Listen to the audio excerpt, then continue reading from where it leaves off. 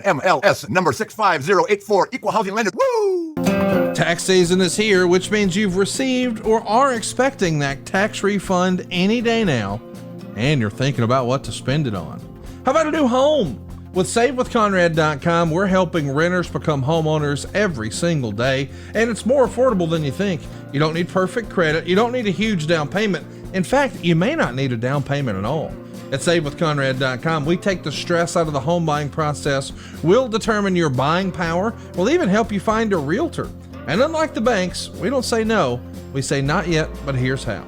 So if you're not ready right now, we'll get you on a plan to be ready. Stop throwing your money away, paying someone else's mortgage with your rent, and start the path towards owning your own home today at SaveWithConrad.com.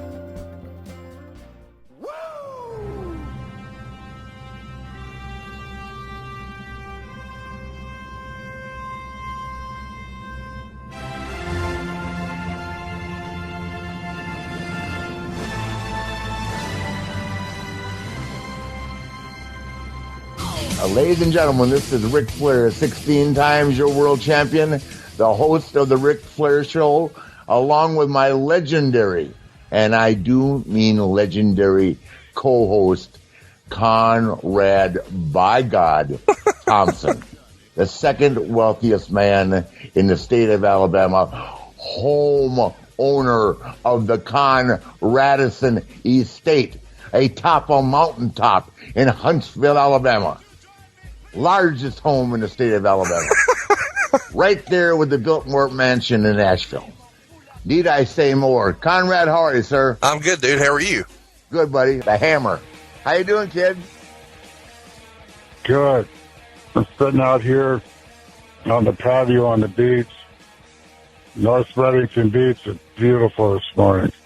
Oh, awesome, awesome. Well, you know, it's funny that we see each other so rarely, but when we do, we always end up laughing, and so many great memories, many great stories. You know, for a lot of the fans out there that most of them I think know this, a lot of them might not, but I first traveled and worked with Greg's father, Johnny Valentine. And John was in the plane crash with me in 1975. That ultimately left him paralyzed from the waist down. So when that happened, George Scott put the call into Greg, and Greg, you can bring us up to par on all that, or bring us up to speed and all that. But at the time, Greg was traveling around with Don Fargo. You'll have to tell. Yeah, that was a good education. Yeah, you'll have to tell a couple of Don Fargo stories. Yeah, they were very, very craziness. I mean, you were tame compared to him, but you weren't that tame. I was. I mean, the Don Fargo, nice. You didn't have your dick pierced, and then you ran a chain up to your ear that was pierced and walk around a bunch of girls. That's what Fargo did. Oh my gosh! And he'd see a woman at a party or something, and he'd say, "Let me see your earring." She'd take it off, and he'd whip the thing out and put it in his weenie.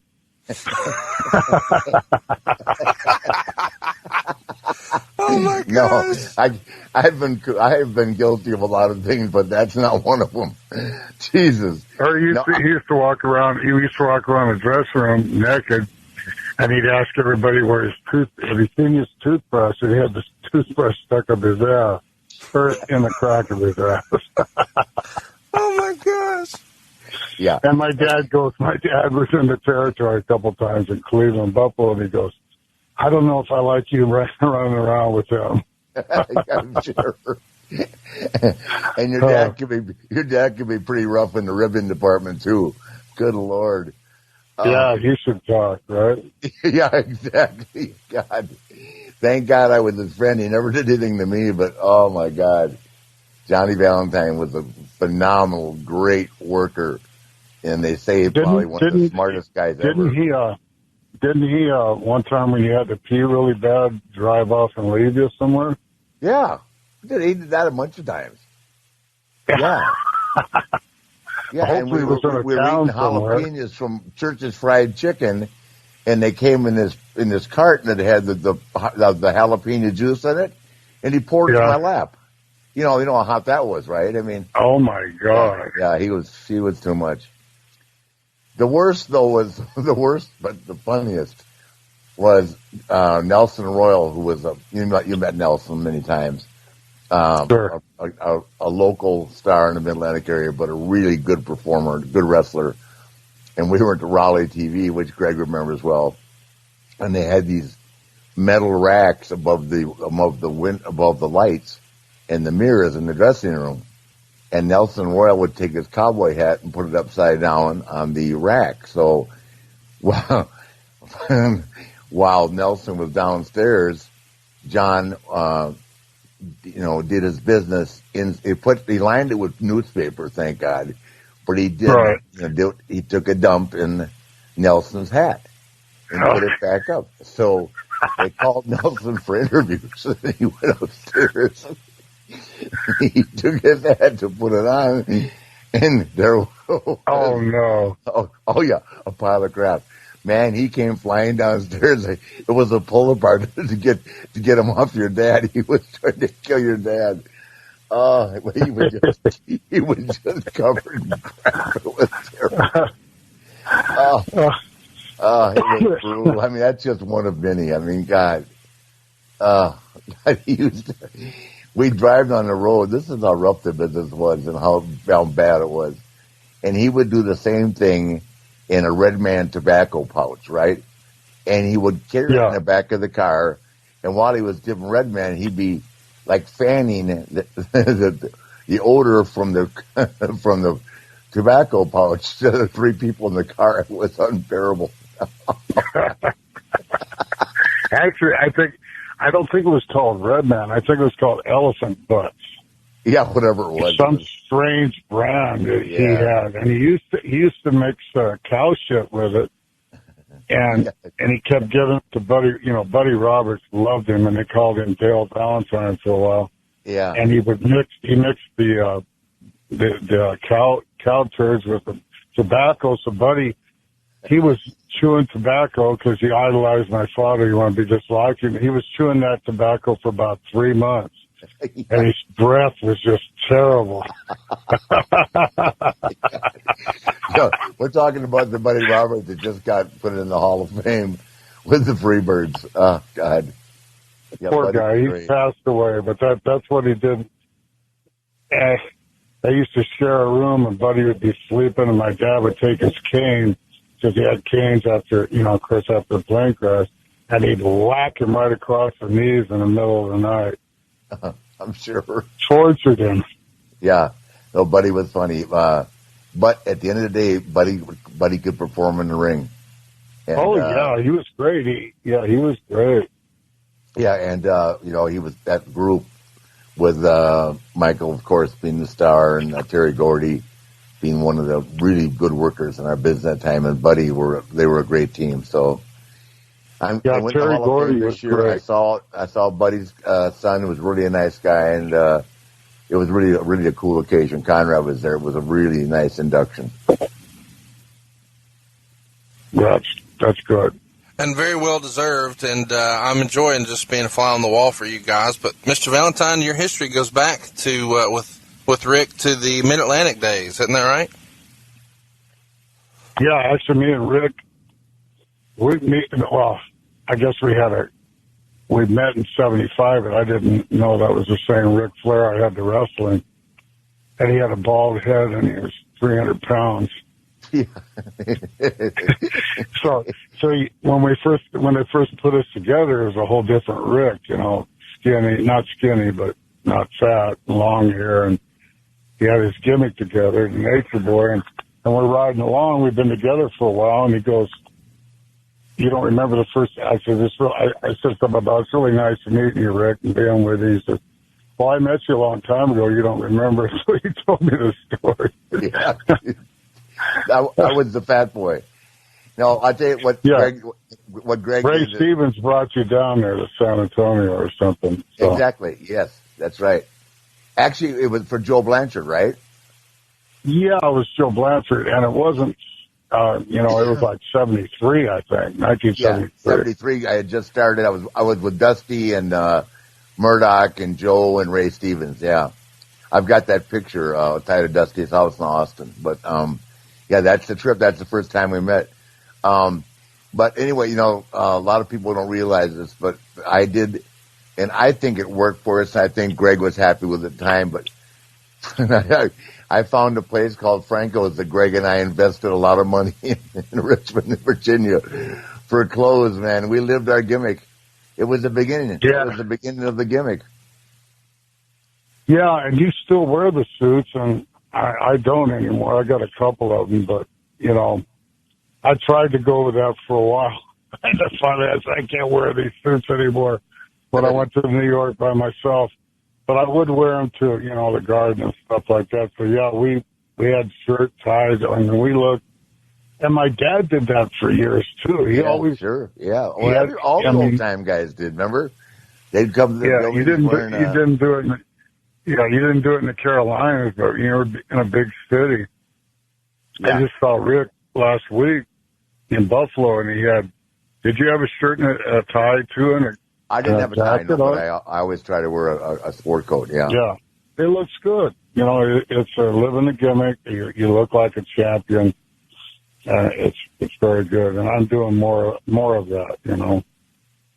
Yeah, well, the fans, I think, and I feel like they want to see you and remember you from when they watched you, no matter what decade it was. I mean, so I feel like it's important to give them at least a little bit. They're paying that kind of money for your autograph and picture, to give them a little bit of what they grew up on. Does that make sense?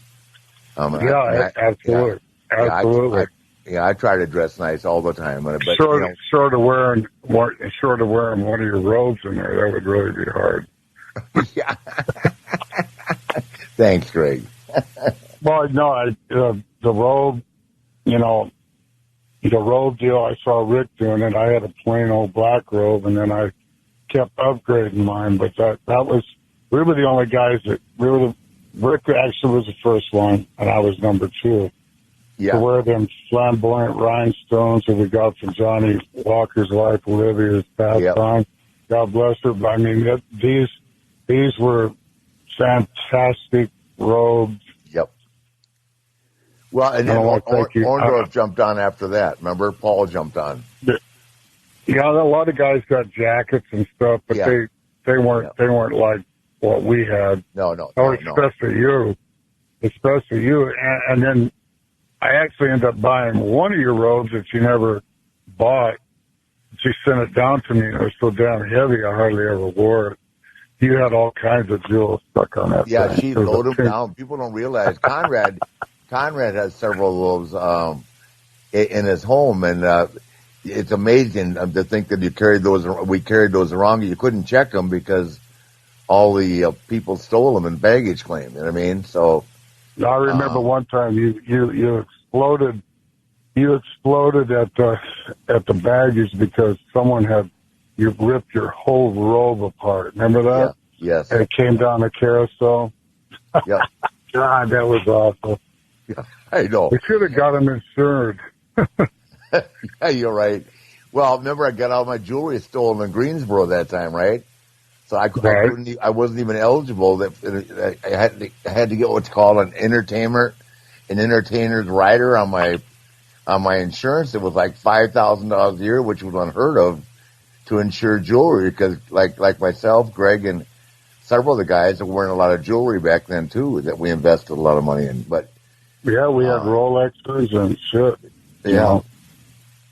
Well, listen, the greatest story, what made me laugh the hardest, and I got to tell this, and then Greg can tell his side of it, but Greg and I traveled together extensively, especially when we were tag team partners. I would say we traveled together every day for at least 3 years, maybe 4. So because the gig was that Raleigh TV was Wednesday morning. If you weren't there Tuesday night, you were in Columbia the night before. And sometimes we'd make a drive in Raleigh that night to catch the end of the party. But if we didn't, Greg and I we were never on time. So we lived just a couple blocks apart, but we left late for Raleigh one day, and Greg's driving about 90 miles an hour up Highway 49 in his cop. And it was two cops named Newton and Atwater on our Yeah, Newton and Atwater. He pulled Greg over and said, "You're going to jail this time, Valentine." So he took us back to jail. He put Greg in jail, and Greg gave me his car keys, and he said, "You gonna bail me out?" I said, "No, I'm going to TV. Let your wife bail you out. I'm not gonna get fined." In my car. Yeah. I said, "What the hell?" He took off of my car, went and made Raleigh TV. I'm in jail. Luckily, I had another car, so I called Julia to come and pick me up. You. Oh, Yeah. Oh man, it was priceless. He got the TV. But there was this old jail, and I mean, they like put him in jail. Like these guys were.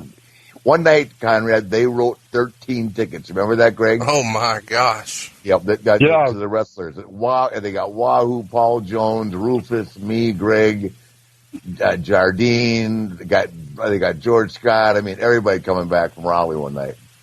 Yeah, because they all took that shitty little 49 highway. That's all they had, because the freeway took you longer.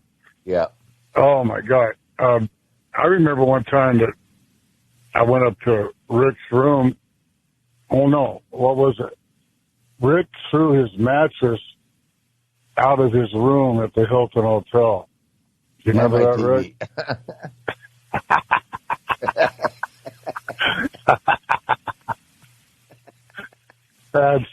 But he only threw the mattress, so. That time. But you listen to that Joe Walsh song about tearing up hotels and stuff like that. Well, we did that,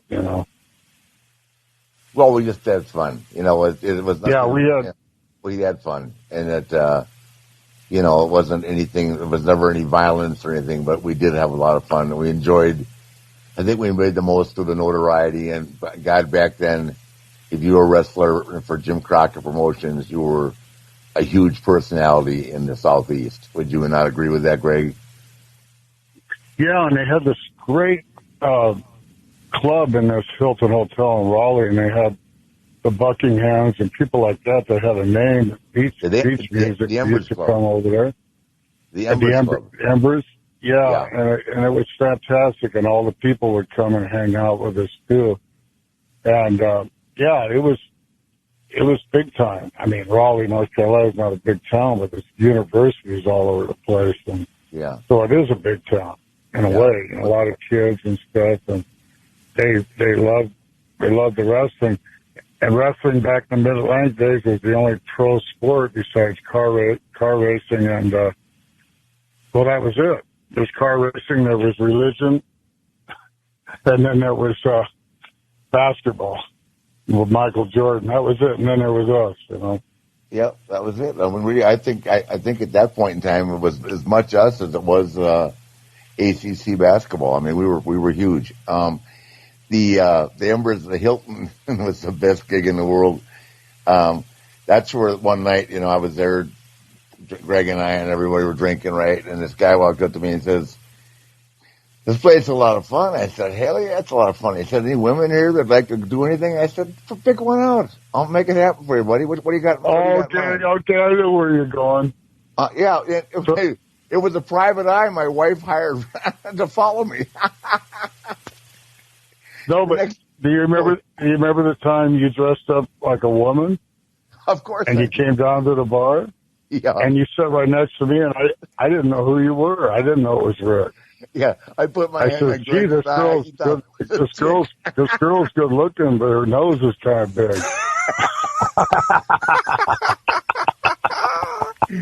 No, we tried to fake out Ray Stevens, remember? Oh, God. Yeah. Ray Stevens tried to hustle you. Yeah, I was dancing with Greg out on the floor. He didn't know it was me. That's some serious marijuana, man.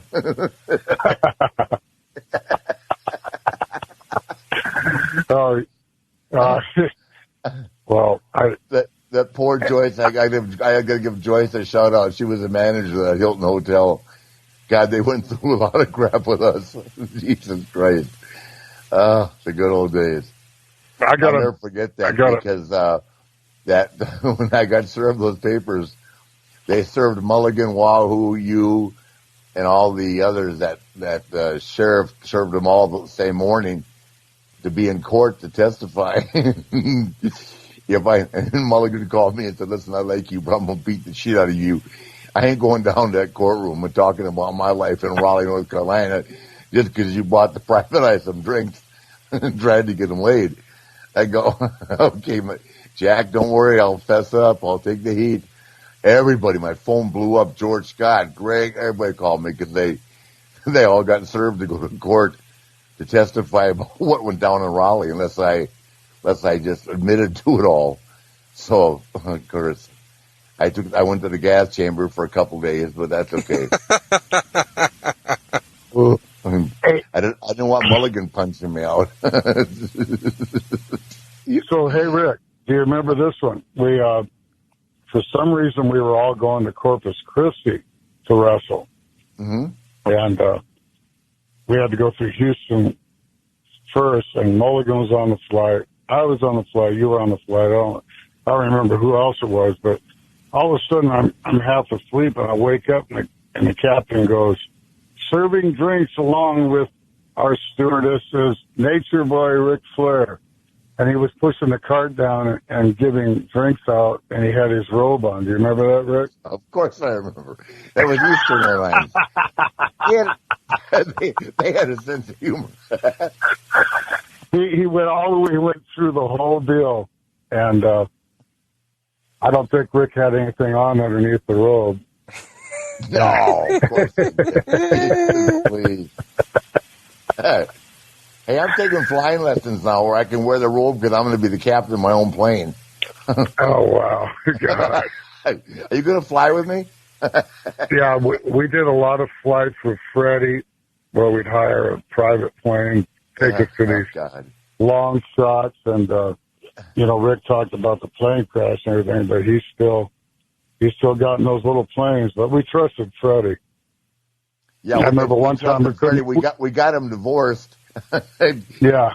He was divorced in 6 months. He actually became me and Greg's private pilot because he was so private. Yeah, he had a little plane, a little single engine plane.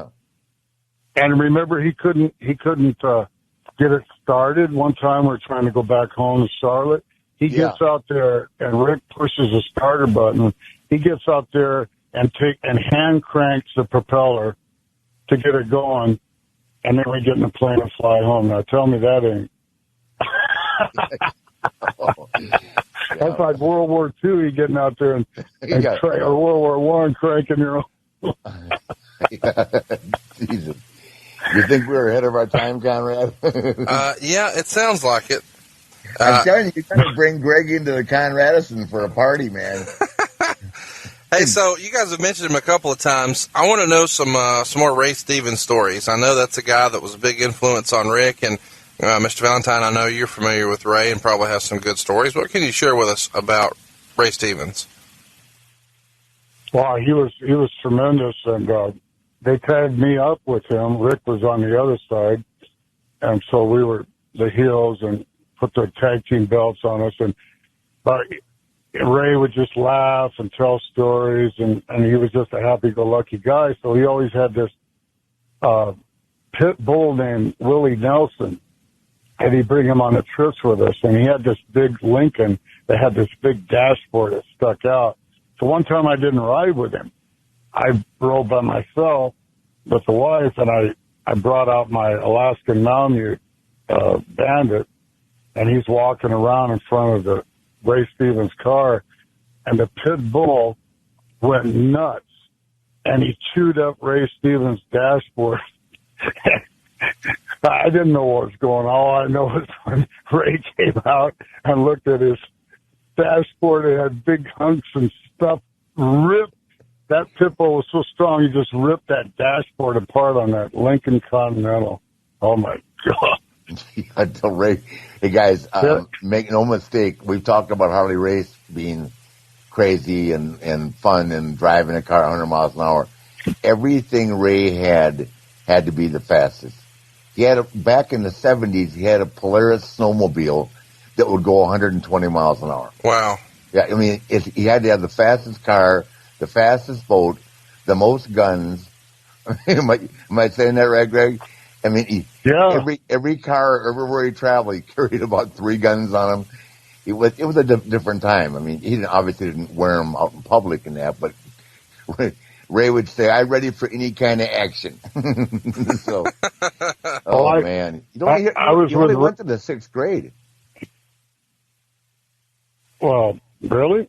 Yeah, he started wrestling in L.A. for LaBelle? Yeah, when he was, right. he was 15 years old. Roy Shire. No, Roy Shire was LaBelle was L.A. Michael Bell is L.A. Okay, right. Yeah. He was a great guy. I mean, I when I first saw Ray, I thought to myself, and to this day, I think he's the greatest performer I've ever seen. And he just owned the locker room. He was so charismatic. I mean, he just, one of these guys never worked out, smoked and drank like crazy. But man, when he got in the ring, he was just, I never knew anybody like him, Greg. That's my personal opinion. Well, and his work was so good. He's the one who really taught me how to roll with a bump, where you take the bump instead of just hurting your back, you just roll with it, and you come right back up, and you're right back up standing. And when did you start taking bumps? Well, the occasional ones, but I cut them off. When I went single, I cut them off. I tried to do that one that Rick does all the time in the corner. I almost broke my neck, so I ain't doing that one again. But a sad thing with Ray was I was with him when he dived out. He just dived out of the ring and he tore his groin. Yeah. Oh my God! Remember that? It took. Yeah. I think that finished his career. He couldn't. It was such a bad tear. Yeah. It was terrible. The only one I've seen that bad, and I think you were in the WWF at that time, was when Ron Simmons tore his back in the 90s. When Ron was out for a year with, how big and strong Ron is, and those. Oh my God! He tore his groin, and Ron literally couldn't do anything. I think it was almost a year, and that's for a groin tear. That's how bad it was. They're very. I've never had one, knock on wood, but I hear they're extremely painful. So, I had one, but it wasn't bad. It healed up in about a couple months. But that's why it was really. I couldn't believe how bad Ray tore his, and oh my God, So you never had one, but you had a broken back, and you had a gallbladder operation. I remember that. And he came right back. He had the gallbladder operation. I thought, well, he'll be gone for a week. The next day, he was in the ring. 2 days. They didn't give you a choice back then. People don't understand it. I mean, I remember when David was born, I was in Minneapolis. I flew home, and I said to call George Scott, and I said, George, I just need to stay one day. He said, if you're not in Raleigh by 5 o'clock tomorrow, you'll be starting in Memphis for Jerry Jarrett. It was the truth. Yeah, that's the way they talk to us, right, Greg? Man, you didn't. We had double shots, man. They want to know why we had to have some fun. My God, we drove 3,000 miles a week. We're talking about Raleigh, but we went from Raleigh to Norfolk, which was equally as much fun. From Norfolk to Richmond, which was just as much fun, if not more fun, than either Raleigh or Norfolk. And then we would go home 300 miles, and we'd go to Greensboro that night. It was only 90 miles, and we'd tell our wives that we had to stay overnight for a meeting. We wouldn't even go home. Yeah. Yeah, we had a meeting, all right. Rick was up there. We had a bar up there on the top of the penthouse, and Rick was up there dancing on top of the bar. I remember that. Yeah, thank you. Oh my God! At one time, me, it was Rick, myself, George Scott, the booker, and Jimmy Crockett, the promoter, and we're going to go fly to Dallas and go duck hunting with Bob Geigel. And we go into Dallas and we go to the hotel and started drinking, and all of a sudden we decided we're going to go to Vegas. And we got on an airplane. They had late flights back then, at 1 a.m. or midnight to Las Vegas. And we took off, first-class tickets right to Vegas. And we stayed there for 3 days, and Jimmy Crockett never slept for 3 days. He just walked around and kept gambling. Remember that? Of course. And I won't tell all the stuff that went on there, but oh my God. that was just the 70s. That wasn't even the 80s yet. Yeah, that was the late 70s. Yeah, that was the way. I mean, we started our deal in 76, and we were off and on partners until probably 84, because in 82 I came back, or 83, I get mixed up on the dates, and you asked me to be your partner. I was a heel, and you were the big baby face then, and so we went against Ole and I believe it was the Sheik, and Gene was managing. Yeah. And I wouldn't tag Rick in, and Rick's bleeding all over the place, and I kept giving him a shorthand. I wouldn't tag him, and it was a setup, so I came in, and Gene pitched me this cane, and he says, break it over his nose. And I go, I'm looking at this thing. I said, God, I don't know how I'm going to break this over his nose. This sucker's like a baseball bat. But no, it never broke, Rick. Your nose. No, my nose broke, though. Jesus. But yeah, so I hit him, and all this crimson's on his. I hit him over the forehead, and it would just slide down and hit the bridge of his nose. So I tried it again, and Nice. and it didn't do it again. And then Gene Anderson kept yelling, "Break the cane!" So I grabbed it again, and I came down, and this time it hit Rick right on. Well, he started moving, of course. He yelled at me, "You stop it, bitch, don't try to do that again." And he's trying to get away, and you're being held down by the Sheik and Ole. And so I hit your nose, and it slid right down and busted you in the mouth. I saw blood gushing out of your mouth. I go, oh, my God, what have I done? And Yeah, just another day at work, Conrad. little different than what you're watching on TV today. So, Greg. Yeah, so it was all realistic, and they came and had an ambulance and took you off to the hotel. Man, it's finally getting warmer, and that means we're all going to want to spend a little more time outside. Now, here's the question. Do you want to spend time enjoying your yard or working in your yard? I know what's more fun for me. Man, I want to enjoy it. I don't want to have to be toiling away, and if I'm honest, I get a little overwhelmed with taking care of my lawn.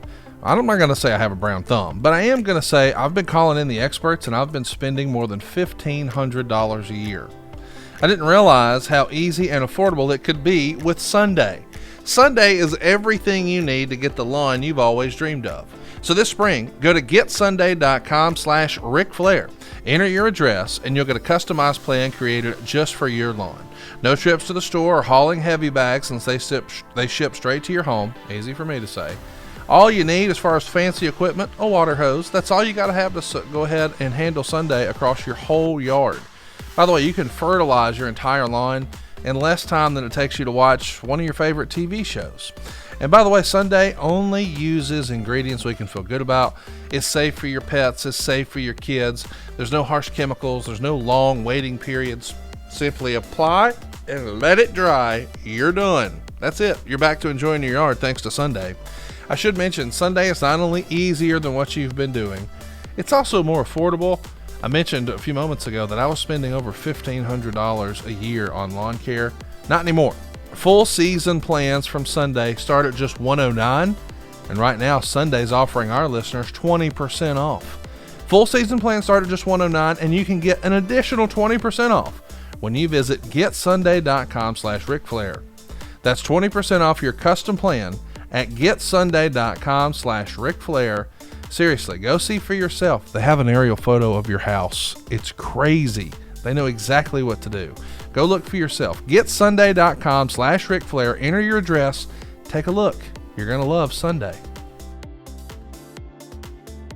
Well, you know what I tell a lot of people is my favorite story about Greg and I and our matches is we had this long-running feud with Orndorff and Snuka. And Greg and I were the heels, right? We were really hot at that time. And the rib was because at that time Snuka weighed about 270 and Orndorff's finish was the jump and pile driver, which was perfectly safe. But that Jimmy coming off the top rope with that splash was brutal. So I got the two-headed coin, and Greg and I would flip the coin to see who was going to take the splash from Snuka. Oh yeah, it was horrible, that splash. Oh, A couple times he'd miss you, and his head would hit your head. You know. I know. God, are you kidding? Well, when he started the business, he weighed 220, but he got really heavy in Charlotte before he went to New York. And that damn splash off the top rope would kill you. Me with my broken back, it didn't hurt me, but to this day, even if I, like when I had that ladder match with Edge, if I land flat or something lands on me hard and I'm on a hard surface, I can still feel it. So, but I'll tell you, that reminds me of a story that me and you were wrestling Wooooo and Andre the Giant. Remember, he used to bring him in. Yes. So we would come in, and Rick would take a slam, and I would take a slam, and we all take slams. Rick could take a slam more than I could, but my back would start hurting. So that one time, he gave me the giant swing, and we're in Dorton Arena in Raleigh, and they don't have any padding around the ring. And somehow I slipped out of Andre's hands, and I went over the top rope. Luckily, I landed flat on my back, but I was completely knocked out. All I remember is I'm waking up, and there's Flair over the top of me, like giving me air and slapping my face trying to wake me up, and he's laughing his ass off. He says, "Are you still alive?" And he grabs me, and he stands me up, but I can't walk. I can't move. You remember that, Rick? Of course I do. People don't understand, but I can guarantee you were in the ring the next day. There was no days off. Oh man! Yeah, Virgil came down and helped me and walked me back to the dressing room, and I'm 27, 28 years old. I'm healed up the next day, but I'm still hurting. Yeah. Oh, I know. If that would happen right now, forget it. Yeah. Well, hey, Greg, I think Conrad will probably ask this question if I don't. So one of the greatest matches I think that people remember in your career, and one of the greatest matches of that kind ever, tell Conrad and all our listeners about the dog collar match with you and Piper. That was a fantastic match, man. You talk about brutality. Do you remember it started?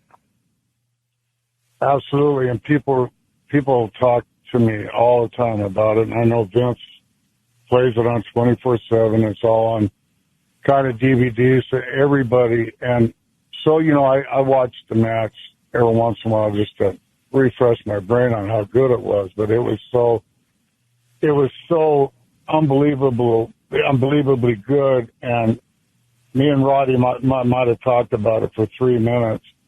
I didn't know what the hell we were doing out there. All I knew is to, work the collar thing, but it ended up just, there's no way you can, pull a punch with a heavy truck car chain like that. I mean, if you throw it in the air, gravity kicks in, and you're throwing potatoes back and forth. And back then, Piper's ear was mutilated because I used to beat on him in the ear with the U.S. belt. And then the dog collar thing, it turned out, it was like, it stood the test of time. It was a phenomenal match. I'm proud to be part of it. But, I think that was the first hardcore match ever. I never did another one of those, but, you don't see hardcore guys even attempting to do that match because you can't duplicate it. You know, it was that good. Thank you, Rick. It was that good. Yeah. No, it was that good. And I was thinking to myself, I got to go on after this damn thing. Christ, I'm looking at the curtain going, good luck with that one. Well, you won the world title that night too, so Yeah. you know that was a great match, and you and Harley were always great. But I imagine it was a little hard to follow something like that, but you did it. And plus, when you won the championship, they went crazy. Yeah, that's right. But you won the belt that night, right? Yes, yeah. World championship. Was that the first time? Second time.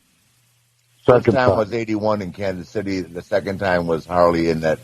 Remember the theme was the Flair for the Gold or something like that? Yes. Yeah. So we had it all together, and we had a tag team that was Steamboat and Youngblood against whoever was the tag team champion. Kernoodle and Slaughter. So it was just a great card from top to bottom, and all the matches back then were just superb. And I remember one time, me and Rick, Wilmington, North Carolina did not have a building, but they had a big football stadium, and we flew in a helicopter. Remember that? Yeah, of course I do. They almost killed us getting out of there. We come in with a helicopter and land right. And it was Rick's idea, and I'm scared to death of this helicopter. It was a whirlybird, one of those where it was just a round thing, and you could see your feet, and you could see the ground. You know, it wasn't enclosed like other helicopters. Oh God! How did you get this into it? Yeah. Who paid for that? I paid for it. No, I paid for it. Oh my God! But it wasn't that much money back then. But it was the idea of 10,000 people in that stadium, and that's the town. Your father and I crashed in Wilmington, right? So I already had the history of the town, but we were that hot. Greg and I were that hot, and man, we were both covered in blood. And well, we ended up, winning the match illegally, of course. And the fans are so wild back then. Greg and I were literally running as fast as we could to get on the helicopter because the security wasn't getting what was going on. So Greg and I dove in the helicopter, and literally, like you see in the movies, the marks were trying to jump up on those things that you'd step on before you go into the actual helicopter. As we were taking off, it was hilarious. It was unreal. We used to have a lot of heat. We all had Cadillacs, and Rick would say on the interviews, "We're going to become screaming down the road in our Cadillac."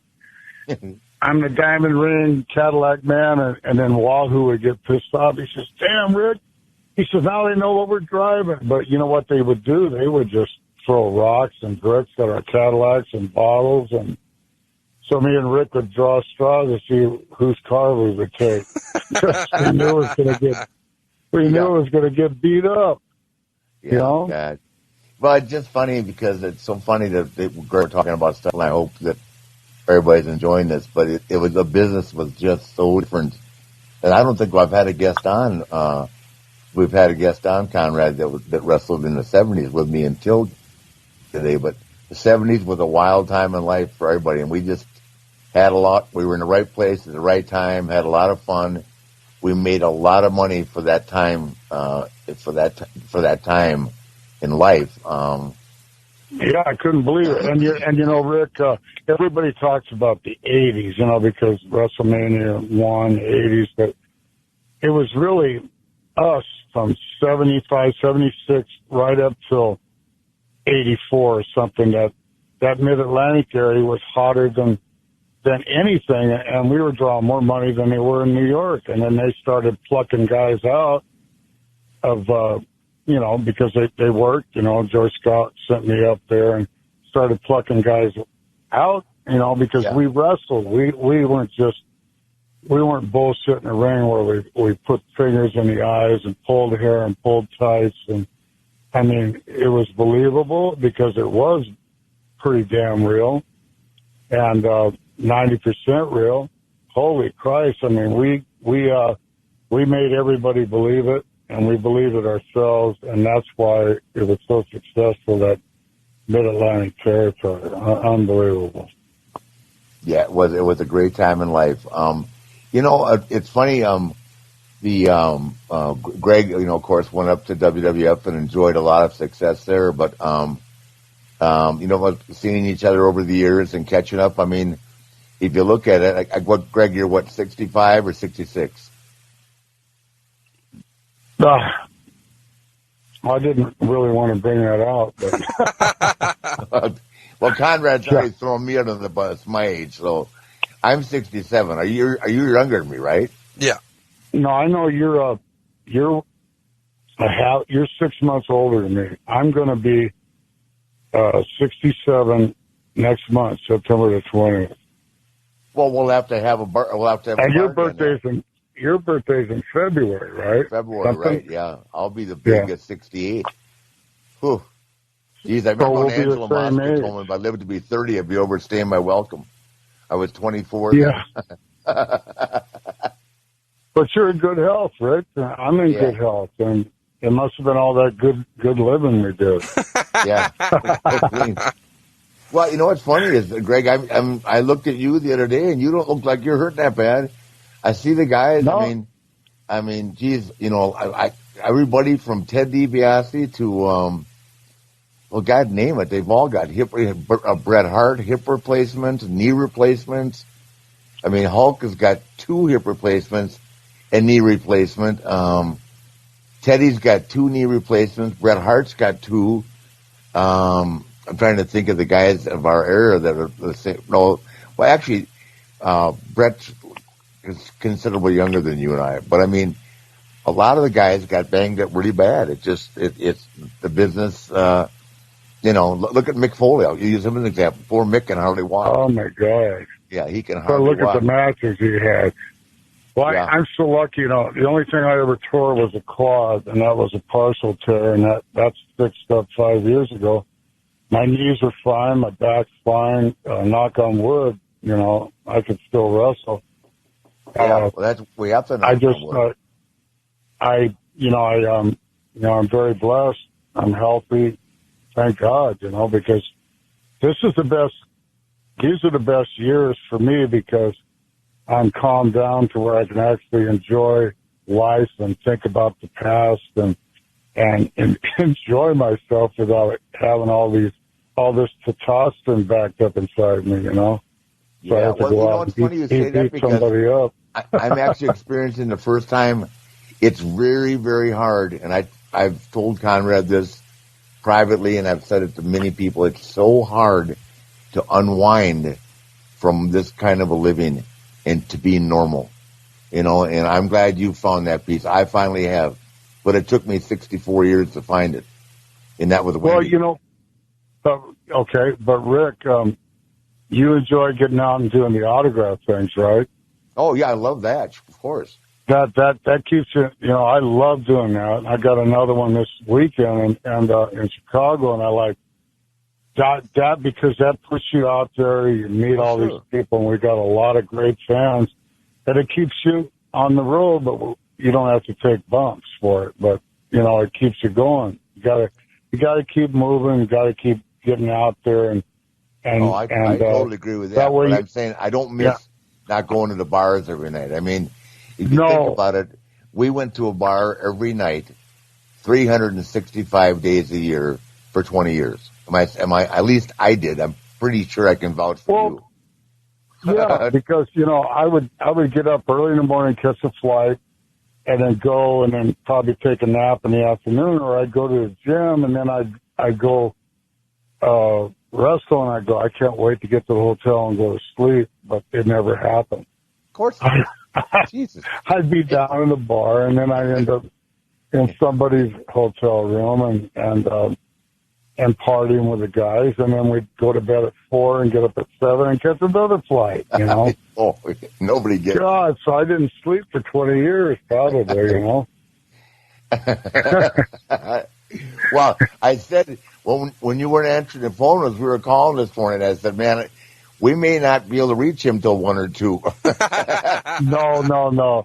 I got up at 8:00 this morning. I got your fiance's text. I just didn't text it back. I was waiting, and I went upstairs to get some coffee, and I heard the phone ring, and so I missed it. But I've been awake since 8. I get up at 8. I live on the beach, and I go to bed at midnight. You guys were both with Wahoo a lot back in the day. Do you have any memories of traveling or working with Yahoo that people might like to hear about? Oh, my God. We don't even know where to begin. I'll just tell you I was going to tell this story earlier. Greg, we would do promos, of course, and we'd all be in the same room. We were wrestling Jack Mulligan in Wahoo, and I did my thing, and Greg goes, what's that big fat Indian gonna do? And that dumb cowboy. Wahoo. But they would take it to heart. Huh? They would get mad. They would take it to heart. Oh, I know. Greg would go, that big fat Indian can't beat an athlete like me. Oh, Jesus. And, man, Wahoo would come across that room. I thought it's going to punch Greg every time. Man, hasn't it happened to all of us where we were really excited about an event, got pumped up about it, couldn't wait to go, made plans with our friends, missed the on sale, kind of forgot about it, life got in the way. What are we going to do? No need to stress. Buying tickets has never been easier. It no longer has to be stressful, thanks to our friends at Game Time. Game Time is the fast and easy way to buy tickets for all the sports, music, comedy, and theater near you. But what I like best about Game Time is they eliminate the risk and the worry. You see, oftentimes we wonder, am I getting the best deal on these tickets? Well, here's what they're doing at Game Time. They've got a Game Time guarantee. I absolutely love this because it's a best price guarantee. What that means is, and this is fantastic, listen up. If you find tickets in the same section, in the same row for less money, Game Time will credit you not just the difference, 110% of the difference. You guarantee to get the best price this way. Not only that, we've all looked at a seat map, like maybe you've seen the new Wembley seat map for All In 2, and you wonder, all right, if I'm sitting there, is that a good seat? There's no way to really know until Game Time. Game Time shows you what your view is going to be like, so you know before you click the buy button. And you want to talk about buying tickets, doesn't get any easier than this. 2 taps and you're all set. They send the tickets right to your phone. You don't even have to dig around in your email. So what are you waiting for? Snag the tickets without the stress with Game Time. Download the Game Time app, create an account, and use the code FLAIR for $20 off your first purchase. Terms apply. Again, create an account and redeem code FLAIR for $20 off. Download Game Time today. Last minute tickets, lowest price, guaranteed. Yeah, Mulligan ran after me one time with a big fist he is, and I threw a table in front of him and ran out the door, and the George had to come out in the parking lot and talk me to come back in. I said, Mulligan's going to beat me up. There ain't no way I'm going to fight somebody 6'9", and he had the biggest fist I've ever seen in my life. Yeah, listen, and Jack Mulligan was double tough. Jesus Christ. Oh, Jesus. Oh, my God. But Wahoo, the matches, I remember the matches I had with Wahoo, and he would just beat the living shit out of me, and my and Rick, and our chest would be bleeding, and then George Scott would come in and say, "Here, just pour rubbing alcohol on your chest." So we did that, and Neosporin, but the rubbing alcohol turned our chest into nothing but massive scar tissue, and so every time we got hit, it would break open again, and I still got scar tissue to this day from Wahoo beating me up. Oh, yeah. And, well, not only did he beat you up with his hands, I tell people this, Conrad, and people go, yeah, right. Well, Greg can validate it. When these Indian strap matches, which I had a ton of with him, as did Greg, he would throw you in the rope, and throw you in the rope for you to come running off, and he would hit you in the face as hard as he could. Not in the chest, in the face with that damn leather strap. Right, Greg? Yeah, well, sometimes his chops would hit you in the face. Yeah. I mean, I remember one time I finally started sticking up for myself, and I I nailed him as hard as I could between the eyes. And he looked at me and his knees buckled a little bit. And he came up to my wife at Bennigan's later on. He didn't look at me. He looked at my wife and goes, "Your husband's one hell of a man." But he liked that I threw that potato right between his eyes. But shit. So I learned how to, and I know Rick did too. We learned how to chop from him, so we started throwing chops back. Yeah, geez.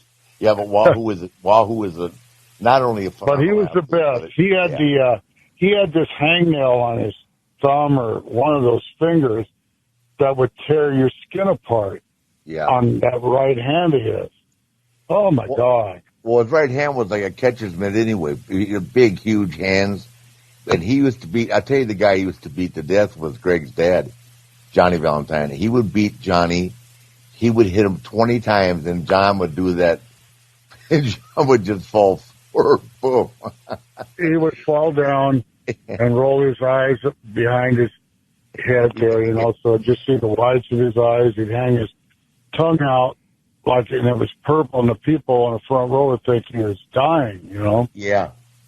Yeah. But he probably was almost dying, but he loved to get beat on. Yeah. Well, he was a great guy. And I just learned a lot from him.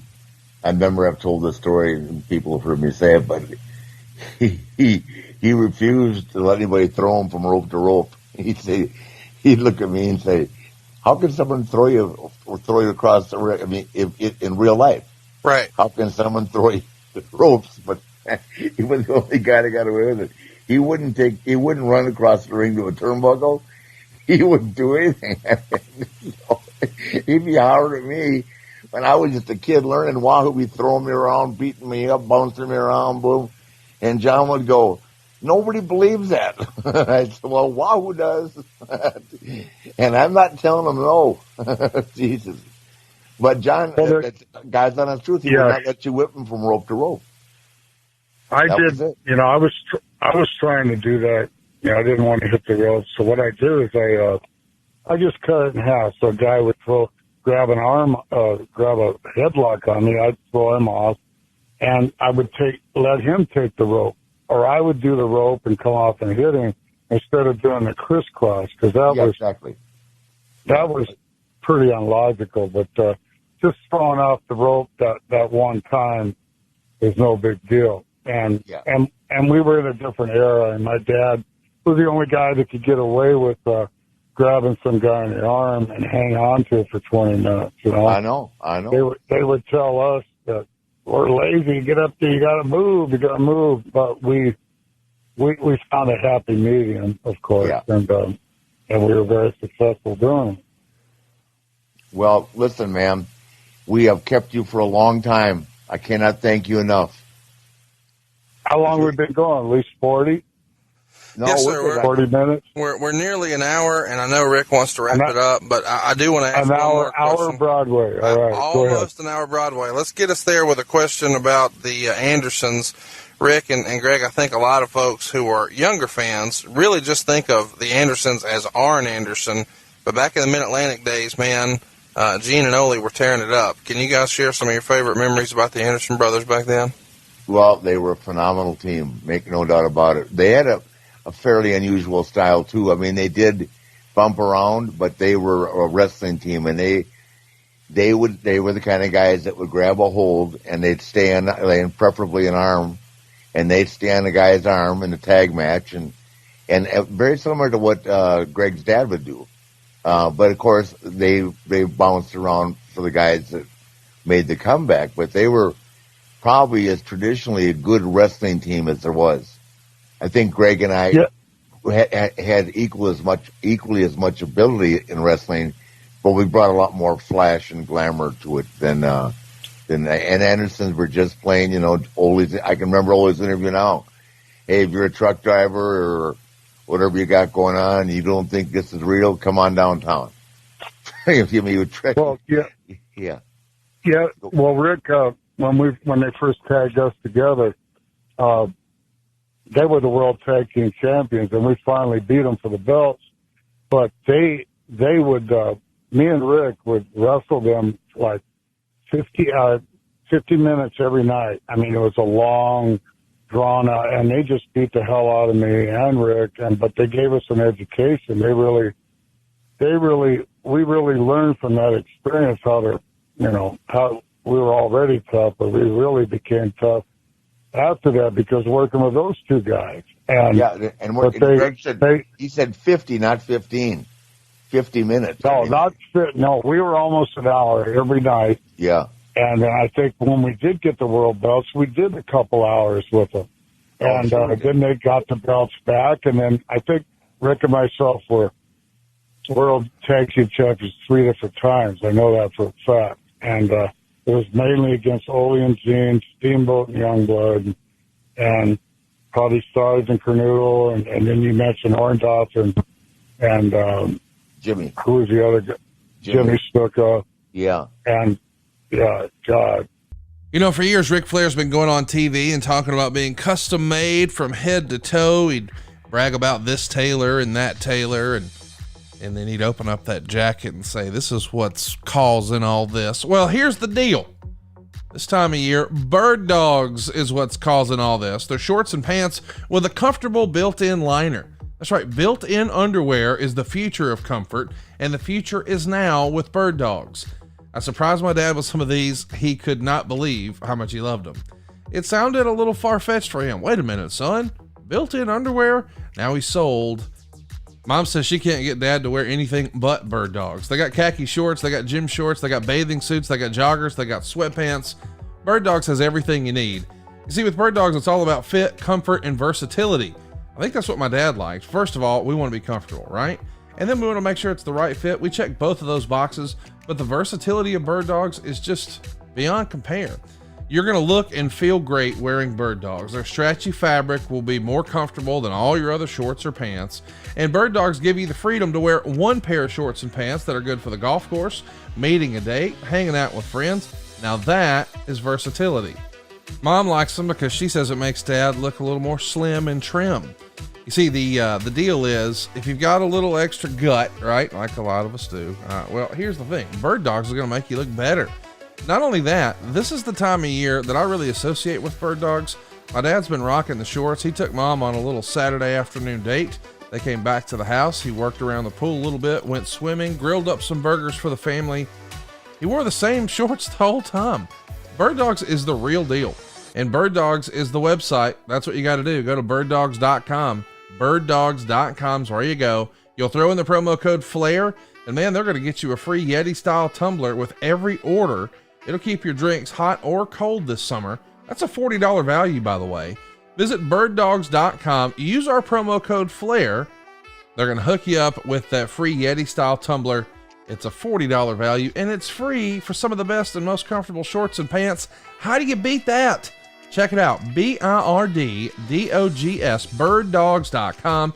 Use the promo code FLAIR, or just click the link in the show notes below. Seriously, type it in your browser. Take a look. You're going to find something you love. So why not get a $40 gift? That free Yeti-style tumbler, it's perfect this time of year.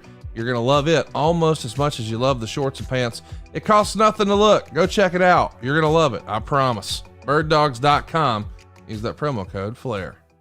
So we wrestled everybody, Mulligan and Wahoo in tag matches, Andre the Giant and Wahoo in tag team matches, and the world belts, tag team belts, was not a semifinal. It was the main event when me and Rick were together. So yeah, it was. Well, we were in a good position and we learned a lot, and well, guys like Wahoo don't exist anymore. I mean, he was just. And he legitimately, I mean, he wanted to make money, but he legitimately wanted us to get better and learn our craft. And I thought Wahoo was a tremendous teacher as well. He did a lot. Yeah, God bless Wahoo and God, all those guys back then. It was just great. Yep. It was a great time in life. You got any more questions there, C-Man? Yeah, I mean, I'd like to get one more plug in there for Paul Jones and Jay Youngblood. I think they were kind of unsung heroes of the Mid-Atlantic era that maybe younger fans aren't familiar with. And I know you guys had some feuds with them when you were tag teaming with and against each other. Can you guys tell us any stories about Paul Jones or Jay Youngblood? Well, I only wrestled Paul a lot in single matches. I did wrestle Paul with Steamboat when Paul was teamed up with Rashke. Right. Do you remember that? And we did really well with that when I turned and went with Steamboat against Jones and Rashke. We did great with him, but I know that Greg and I loved working with Steamboat and Youngblood. God, they were a hell of a team. Yeah, And that's what I remember more. Right up our alley. Yeah. But I remember Paul Jones. I did a lot of singles with Paul Jones, too, because I had the U.S. as the Mid-Atlantic belt.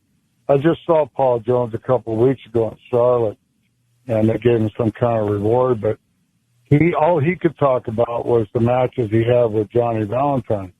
Yeah. And how Johnny would just beat the shit out of him. Yeah, he did. But Paul had a pretty stiff punch himself, and you know, they worked. I think Paul Jones probably worked with Johnny Valentine more than he worked with me and Rick and Tag or anything like that. Rick is right. There's many Youngblood and Steamboat and the Andersons and Snooker and Orndorff and I'm leaving out somebody else, but Piper, maybe, no, not Piper, but yeah. We wrestled Piper in tag matches as well. Probably. We just talked about, we lost to Hot Rod last year, but Roddy was a big part of both mine and Greg's life. So once again, Roddy, you'll never be forgotten, man. Yeah, and I know you made the funeral, and I didn't make it. I can't remember why I didn't make it, but good God, I was there in spirit, and I had just seen Roddy in Detroit a month before that, and then 2 weeks before that he passed away, I did his podcast, and and then I went to Charlotte, did the fan fest there, and they told me Piper just passed away, and I went upstairs and threw up all the rest of the day, so it was just like, it was terrible. It was hard for all of us, man. He was a great guy, but part of a big part of the 70s. And Dusty passed away too, right after that. So. Yep. No, Dusty passed away a month before. Oh, is that all that happened? Okay, because that was. Jack Mulligan passed away. 3 months? That was devastating. Yeah, that was. I heard that too. That was devastating. Yeah. And well, he'd been sick for so long. He's in a better but I know place that. now. I saw him in Orlando for that WrestleMania where all your ex-partners came out and saw you on Monday Night Raw. Yeah. And I came out and stood there. So he was in the audience, and he saw me and he started crying. And God bless him, he started crying because he was just thinking about all the memories, and he used to live two doors down from you, and he brought up all that, and oh my God, a lot of good memories that always special time and special people. Thank you so much for the opportunity to catch up and listen in and be on the fly on the wall today, Mr. Valentine. We appreciate you taking time out of your morning and talking to us a little bit here on the show today. Greg, stay in touch, man. Yeah, we'll see you down the road, Rick, and thank you guys so much for having me on. I really enjoyed it. You were a great guest. Thank you so much, Greg. Thank you, sir. You bet. All right, bye-bye.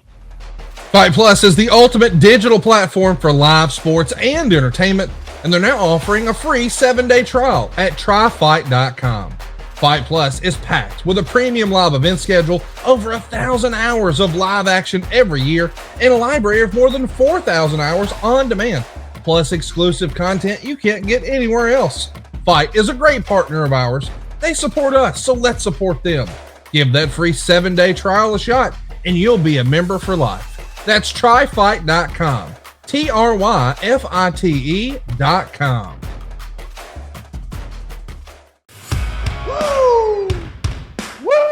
Wings, now open for delivery from Uber Eats and Postmates in these fine cities. Delicious anytime, and the perfect meal tonight while you're watching wrestling. Woo! Wings, legendary flavors, World Championship wings. Woo! For a full list of location, visit RicFlairWings.com. Join in right in the action. Ric Flair WoooooWings. Amazing. Somebody rip me some more. More WoooooWings. Woo! Hey guys, need to call a quick time out here. Wanted to tell your listeners what I've been telling my listeners over at OU Didn't Know for a while now about all the cool things happening over at adsfreeshows.com. An all-new edition of The Insiders is here, as Conrad welcomes David Zahadi, the man behind so many iconic video packages WWF fans grew up on, including one that left Vince in tears. You got it. And Conrad, I swear, I walked outside the studio and Vince was sitting down on the concrete floor, crying hysterically, just saying thank you. Thank you. Wow. Thank you. I went up to told Kevin, he says, good job, can't wait to see it. 15 minutes later in the stairwell, Vince is still sitting down in a different spot now, crying, saying thank you. Thank you. Special guest host Raven sat in for Jake the Snake Roberts on the Snake Pit, looking back 25 years on his rivalry with DDP and an interesting new member of the flock. Jimmy Hart comes up to me one day and goes, hey, Hulk would like a favor. I go, what is it? He goes, he'd like you to put Horace in the flock. I'm like, sure. I'm not going to say no. But it became a running gag like Jericho and Conan. Three of us used to hang out together and call ourselves the triumvirate of useless information. And so they were like, wait, did you put Horace Hogan in the flock because he's Hogan's nephew? I'm like, what? He's Hogan's nephew? I had no idea. That's just a small taste of what we got waiting for you.